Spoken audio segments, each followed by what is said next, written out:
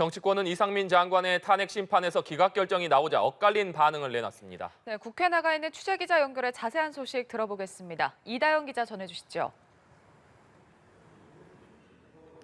네, 국회입니다. 당초 이상민 행정안전부 장관의 탄핵소추에 대해서 서로 상반된 입장이었던 여야는 탄핵 기각에 대해서도 엇갈린 반응을 내놨습니다. 먼저 국민의힘은 이상민 행안부 장관에 대한 탄핵소추가 거대 야당의 일방적 횡포라는 판결이다라고 평가했는데요. 국민의힘 김기현 대표는 SNS를 통해 이 장관에 대한 탄핵소추안은 국회 논의 단계에서부터 법적 요건을 갖추지 못한 것이었다며 오늘 헌재의 결정이 너무나 당연하다고 밝혔습니다. 또 탄핵 사유에 해당할 만한 위법 사항이 발견되지 않았음에도 야당이 당리당략을 위한 수단으로 삼았다고 비판했습니다. 이상민 장관은 지난 160여일간 직무정지 상태였는데 여당은 이 같은 행안부 장관의 공백에 대해서도 야당 측의 책임을 따져 물을 것으로 전망됩니다. 탄핵 심판의 결과에 따라서 주무장관의 손발마저 묶어버리고 단한정의 보고마저도 하지 못하게 만들어버린 민주당은 그 상황에 대해서 국민 앞에 용서를 구하고 정치적 책임도 져야 할 것이라고 생각합니다. 더불어민주당은 판결 내용을 신중히 검토하고 있는데요. 앞서 민주당은 오늘 탄핵 기각 가능성을 높게 예측하면서도 당초 탄핵 소추를 추진했던 당위성에 대해선 재차 강조하기도 했습니다.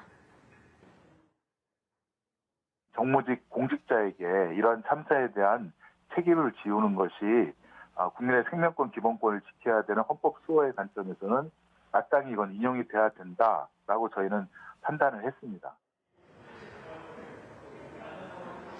정의당은 헌법재판소의 판결에 유감이라며 탄핵 기각이 이상민 행안부 장관의 무능과 무책임에 대한 면죄부가 될 수 없다고 지적했습니다. 네, 여야는 수해 복구를 돕기 위한 행보를 이어가고 있죠. 그 외 현안들 언제 다뤄집니까? 네, 여야 모두 나란히 비 피해 지역으로 가서 복구를 위한 봉사활동에 나섰습니다.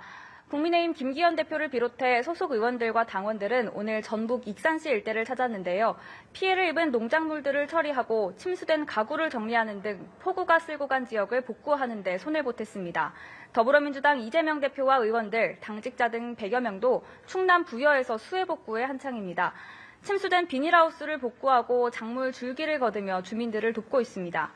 이처럼 비 피해 복구에 있어선 여야 모두 직접 손발을 걷고 같은 행보를 보이고 있지만 각종 현안과 관련해선 전운이 감돌고 있습니다. 당장 내일 국회 교토교통위원회가 열리는데요.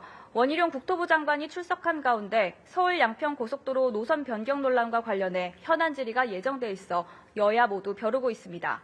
또 이번 주 중으로 국회의원 11명의 코인 거래 내역이 공개될 것으로 보이는데 일부는 이해 충돌 소지가 있다고 알려져 여파가 상당할 것으로 예상됩니다. 지금까지 국회에서 전해드렸습니다.